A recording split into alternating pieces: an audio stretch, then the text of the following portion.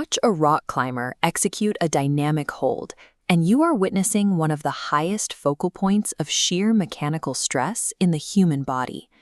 The human hand is an elite biomechanical tool.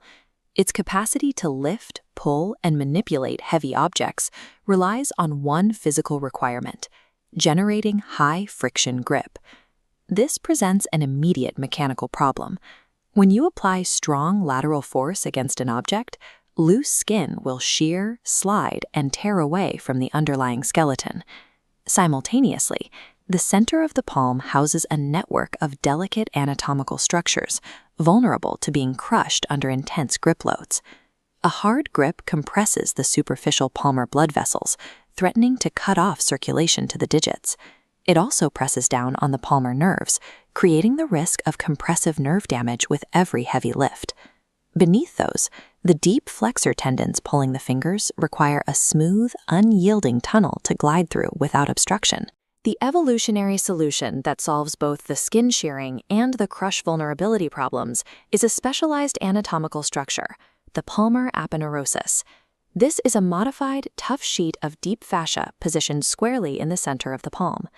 We will deconstruct this structure layer by layer, tracing it from its origins at the wrist down to its complex insertions in the fingers to see how it withstands these immense forces. Mapping the palmar aponeurosis reveals the mechanical requirements for human tool use, showing how fascia can be adapted into a specialized load-bearing architecture. We start by stripping away the superficial tissues to expose the bare skeletal framework and the foundational ligaments of the wrist and palm.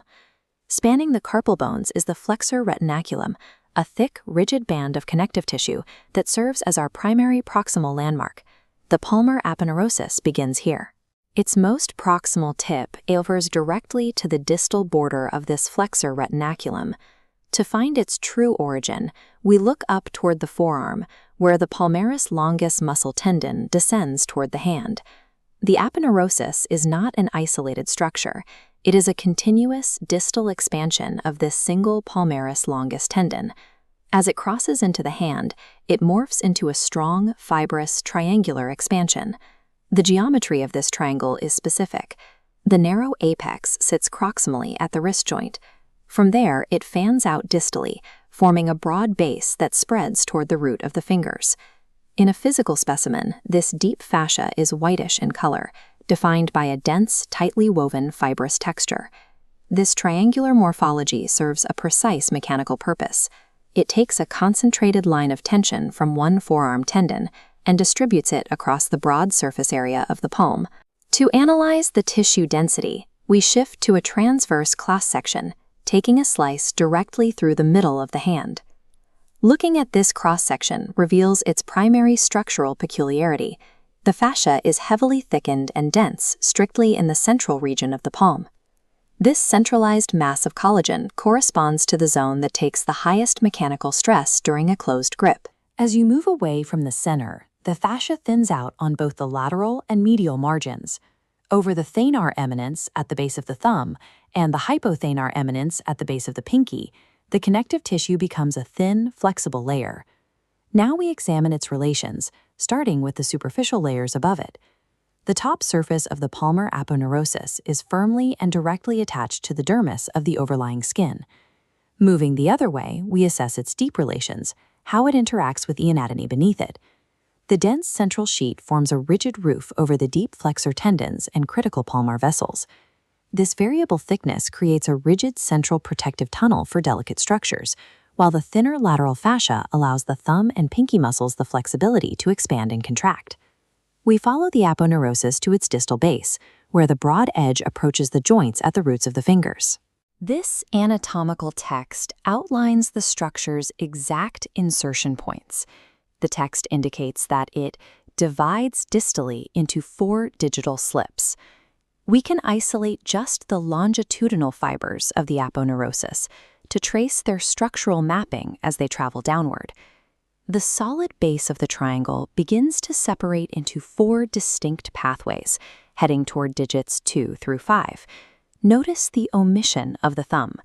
The main body of the aponeurosis does not send a primary longitudinal slip to the first digit. If we isolate one of these digital slips, it reaches down toward the base of the proximal phalanx, the first finger bone. At the base of the finger, the individual slip splits into two smaller bands, forming a Y shape. These split bands continue downward, wrapping around and anchoring themselves to the lateral sides of the proximal phalanx. There is one final deep anchor point. From the underside of these main horizontal slips, vertical fibrous septa drop downward. These vertical septa dive deep into the tissue bed, securing a firm attachment to the deep transverse metacarpal ligament. This multi-tiered anchoring system bolts the entire surface area of the palmar skin directly to the deep skeletal frame of the metacarpals. Zooming back out to the complete anatomical model of the hand, the mechanics of the system are now evident. When we place this digital model under a simulated heavy grip load, we see how the tissue responds to extreme physical tension. By tying the epidermis through the fascia and into the deep ligaments and phalanges, the aponeurosis acts as a master tether. This tethering eliminates skin slippage. It forces the tissue of the palm to act as a rigid, non-slip surface, maximizing grip efficiency. Second, the central thickness of this triangular sheet acts as a physical barrier against external crushing forces. Without this shield, routine manual labor would immediately crush the superficial palmar vessels and compress the underlying nerves. Protected beneath this structural roof, the deep flexor tendons glide unimpeded by the intense pressure above them. The palmar aponeurosis represents the precise evolutionary balance required to allow dynamic finger mobility while maintaining static, rigid central palm stability.